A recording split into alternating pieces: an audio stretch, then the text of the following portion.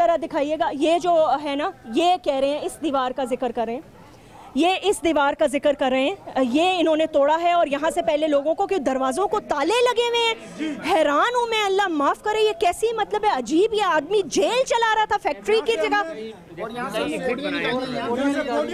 Bodies भी इसी whole से निकाली हैं और जैसे उधर से निकाली हैं। एग्जिट बनाए यहाँ पर इस बिल्डिंग में, अपनी मदद आपके तहत बनाए। नीचे तो काफ़ी बनाए हैं, ऊपर भी बनाए हैं, आई थिंक अभी मज़ीद जो ज़रूरत है वो बना रहे हैं। तो बस अभी उस तरफ चलते हैं। नाज़रीन, यहाँ इलाके के जो एमपी हैं वो हमारे साथ मौजूद हैं। हनीफ साहब, हनीफ भाई अस्सलाम वालेकुम। वालेकुम। आप यहाँ कितने कब से हैं हनीफ भाई? मैं तो कल शाम से जिस वक्त ये हादसा रोनमा हुआ उस वक्त से यहाँ पे मौजूद था। आपका ये हल्का भी है ना? जी, हल्का मेरा नहीं है। हाँ। लेकिन मेरा पड़ोस है। आपका पड़ोस ये PS 92 है, मेरा 91 है। 91 है। यहाँ पर अप्रोच हमारी है। ठीक है। और यहाँ के 92 के अब्दुल हसी भाई हैं। हसी भाई पूरी रात, अब्दुल हसी भाई पूरी रात हमारे साथ थे, सुबह तक हमारे साथ थे। तो आपने खुद से कितना क्या हालात देखे, बताएं जरा, जब आप आए तो क्या हो रहा था? जब हम यहाँ पहुँचे तो मेन रोड की तरफ ये विंडो नजर आ रही है, ऊपर से अगर बाहर से आप जाके देखेंगे तो टॉप की 3rd विंडो, उसमें बहुत सारे लेडीज और जेंट्स चीख रहे, चिल्ला रहे थे, आग लगी हुई थी। अच्छा, कोई रेस्क्यू नहीं, इन्होंने फैक्ट्री को उन्होंने सिर्फ 1 फायर टेंडर को कॉल की थी। इतनी बड़ी आग लगी, पूरी फैक्ट्री जल रही है और एक फायर टेंडर को कॉल किया हुआ है। जब मैं वहाँ पहुँचा मैंने देखा हालात तो वेरी सीरियस। तो इत्तेफाक से एक क्रेन गुजर रहा था जो कंटेनर को उठाता है, तो हमने उसको रोका और उसके क्रेन को ओपन करके उसको जाके हिट किया ऊपर ग्रिल को। अच्छा, वही जो इसका खालिद भाई ने बताया, ग्रिल को हिट किया हमने। ग्रिल के नीचे से कंक्रीट डैमेज हुआ, वहाँ से कुछ स्पेस बना, वहाँ से लड़की बेचारी बच्ची वहाँ से कूदी हैं, नाले के अंदर की करके दरख्तों में कूदी हैं।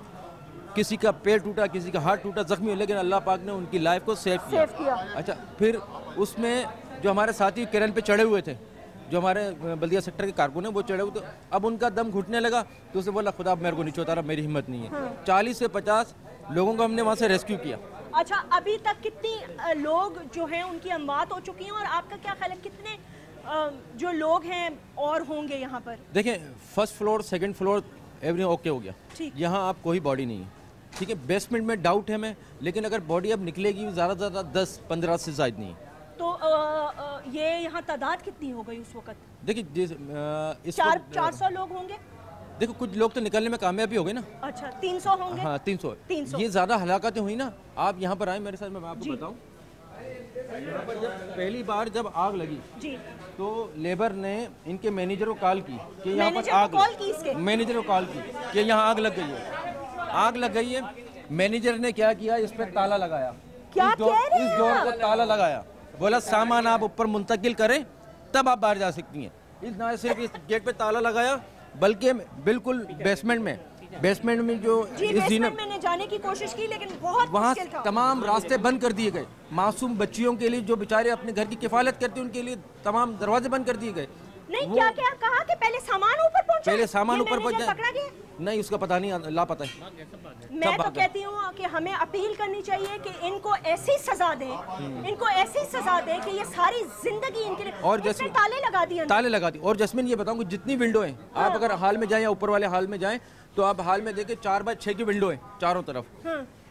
सैकड़ों की तादाद में लेबर काम कर रही है। वो वेंटिलेशन, वो एनवायरनमेंट ही नहीं है जो होना चाहिए, नहीं आ सकती, ठीक है ना। वेंटिलेशन है, एयर फ्लो ही नहीं वहाँ पर। अच्छा, जो विंडो है उसमें इन्होंने क्या किया कि ग्रिल लगा दी, ग्रिलिंग कर दी पूरी, और इतनी सॉलिड ग्रिलिंग करी कि क्रेन से नहीं टूट रही थी। और वो आग की तरह ग्रिल गर्म हो गई होगी, उसको हाथ कौन लगा सकता होगा? एक लेबर कैसे जाके, एक लड़की बेचारी कैसे जाके ग्रिल को तोड़ेगी? अगर वो ग्रिल अगर ओपन होती या नॉर्मल अगर विंडो होता तो कूद के भी चली जाती। अच्छा, या कोई उसको बचा भी लेता, रस्सी से बचा लेता, रस्सी लग जाती। मैं कह रही हूँ पाकिस्तान का सबसे बड़ा सानिया है, सबसे बड़ा सानिया है। अच्छा, सेकंड जो टॉप की छत है उसका दरवाजा बंद, वहाँ से जो वहाँ पर एंड होता है ना जब ये छत का, तो वहाँ पर उन्होंने दीवार चुन दी।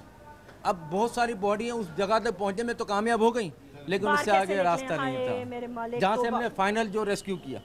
ये किस किस्म का आदमी, इसने किस तरह, ये चौथी आग लगी। लेकिन मैं आपको एक बात बताऊं, हमें भी अब ये देखना होगा कि फैक्ट्रीज की जो है वो परमिशन कौन देता है ये करने की। देखे ना, ये बात भी तो नोट करने की है कि किस तरह इसने इतना बंदोबस्त किया। कोई एंट्री एग्जिट हमारे यहाँ नहीं है, जिसका दिल चाहता है जितनी माले खड़ी कर लेता है, आने जाने का कोई रास्ता नहीं। इन्होंने जो मैप है उसका जो यहाँ पर डिजाइन का उसका वायलेशन किया हुआ है, तो उसके मुताबिक 100% किया हुआ है। अच्छा, यहाँ पर आप एंटी फायर इक्विपमेंट देखें, मैं आपको दिखाता हूँ, नाकारा है, रखे हुए हैं, आप जाके रखे होंगे शो के लिए। बिल्कुल, आप जाके, मैंने इनको भी दिखाए थे हमारे एयरवाई वालों को, वो नाकाबिले इस्तेमाल रखे हुए हैं, सिर्फ दिखावे के गुलदस्ते रखे हुए हैं। हालांकि ये लाजिम है कि फायर एक्सटिंग्विशर्स हर ऐसी जगह पे मौजूद और इमरजेंसी और मंथली इंस्पेक्शन होनी चाहिए उसकी। मंथली यहाँ तो खालिद भाई अपना हनीफ भाई और खालिद भाई यहाँ तो महीनों सालों कोई नहीं पूछता। यही तो हमारा अलमी है, इसी का तो रोना है जो आज इतनी लाशें क्यों और ये आप हमारे रजाकार देख रहे हैं, हमारे जो ना खिदमत खल्क फाउंडेशन के मुतल्लिक़ के रजाकार हैं, इन्होंने यकीन जाने अपनी जानों को नो डाउट मौत के मुंह में डाल के रेस्क्यू किया है। बेहोश हुए होंगे बिल्कुल, क्योंकि मैं आपको बता देती हूँ नाजरीन, वैसे अंदर जा तो नहीं सकते, आग की तरह तप रही हैं दीवारें। नाजरीन आग की तरह तप रही हैं। जालिम आदमी ने ये दरवाजा बंद कर दिया, अंदर तौबा अस्तग़फ़ार उन पे क्या गुजरी होगी, अल्लाह पाक उन पे रहम करे। लेकिन अंदर से बेचारों कैसे निकाला यहाँ लोगों ने, मैं तो देयर इज नो ऑक्सीजन, सांस भी आप नहीं ले सकते, यहाँ इतना बुरा हाल है। और ये भी लेवल है, ये भी लेवल है, ऊपर भी लेवल है, टू मच हाइट। वो नीचे वो उसके अलावा तहखाना मैंने आपको दिखाया, निकलने का कोई रास्ता नहीं। आपको बता दूं कुछ ऐसी बच्चियां भी हैं, इतने बच्चे हैं जो मदर फीड पे थी, उनकी माएँ गरीब तबके से ताल्लुक़ रखती थी, वो जॉब पे आती थी, अपने बच्चों को साथ लाती थी, जॉब भी करती थी, बच्चों की भी किफ़ालत करती थी, और उन बच्चों की मौत हो गई। तो ऐसे लोगों को क्या काबिल माफ़ी होगी? नहीं, सवाल ही नहीं पैदा होता। इसकी तो फुल फ्लेज इंक्वायरी होनी चाहिए। बिल्कुल। और मेरे ख्याल से हम सबको मिल के इस इंक्वायरी का, ये वो इंक्वायरी यहाँ नहीं होगी कि जी इंक्वायरी कमीशन बिठा दिया, कमीशन की कभी रिपोर्ट ही नहीं आ रही। मेरे ख्याल से इस पे तो मैं आपसे ही कह सकती हूँ कि आई थिंक आप जितनी पार्टी अपना प्रेशर डालेंगे, इतनी जल्दी इसकी रिपोर्ट सामने आए। ये बताएं कि ये इस मगरूर आदमी की इन मशीनों को क्या इससे अब क्या कहर बरसेगा, इससे क्या करेगा, अचार डालेगा इनका। आप मुझे बताएं, आपने कहा सुबह आग पहले लगी थी, क्या जरा वो थोड़ा सा बताएं। सुबह को 9 बजे आग लगी है, मुझे कुछ लेबर थी, उन्होंने बताया कि सुबह को 9 बजे आग लगी थी। इन्होंने फैक्ट्री के ओनर थे, उन्होंने जो है ना अपनी मदद आपके लेबर के जरिए उस आग को, प्रेस डिपार्टमेंट आग लगी थी उसको कूलिंग करने की कोशिश की। हाँ। किसी हद तक कामयाब हो गए, सेटिस्फाई हो गए, ठीक है भाई आग बुझ गई। लेकिन इनको ये नहीं पता कितना बड़ा रिस्क खेलने जा रहे हैं कि पूरी फैक्ट्री जल सकती है, सैकड़ों की तादाद में लोग जल सकते हैं। शाम को वही आग दोबारा से भड़क होती। अगर ये फायर टेंडर को उसी वक्त सुबह को 9 बजे कॉल करते तो ये वाकई रोनमा ना होता। और ताले लगाए हुए, ताले लगाए, ताले मुझे समझ में नहीं आ रही है, ताले क्यों? ताले लगा दो, कोई भी जाएगा आग बुझा के जाएगा बाहर, ऐसा कोई भी बाहर नहीं जाएगा। उन्होंने बाहर से डिपार्टों को सबको ताला लगा दिया। हम लोग इसी फैक्ट्री में काम करते हैं। हाँ, मैं साथ वाली फैक्ट्री में। उन्होंने बोला कि जो भी जाएगा यहाँ से आग बुझा के जाएगा, ऐसा कोई नहीं जाएगा। ऐसा करते करते सारी फैक्ट्री को आग लगी, बंदे अंदर जल के राख हो गए। ऊपर वाला दरवाज़ा हम लोगों ने तोड़ा, कुछ बंदे वहाँ से बचाए, कुछ नीचे खिड़की से हम लोगों ने बचाए, बस जो बचा सकते थे बचाए। तकरीबन बस इन लड़कों ने जो भी किया सब इन्होंने किया। चौकीदार भी भाग गया, चौकीदार ताला मार के भाग गया। चाबियां ले ली, चाबियां ले ली। तोबा तोबा तोबा।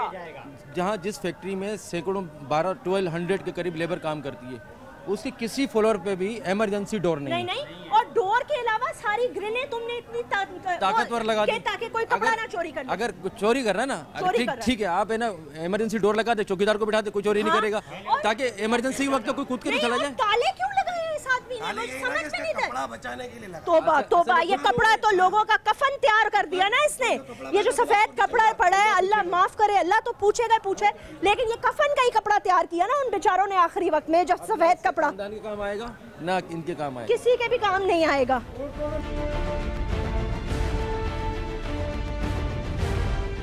यहाँ से देखें, हम तो अभी तो ये इन बेचारे बच्चों ने काम कर कर के सारा तोड़ के और ये रास्ता बना दिया है।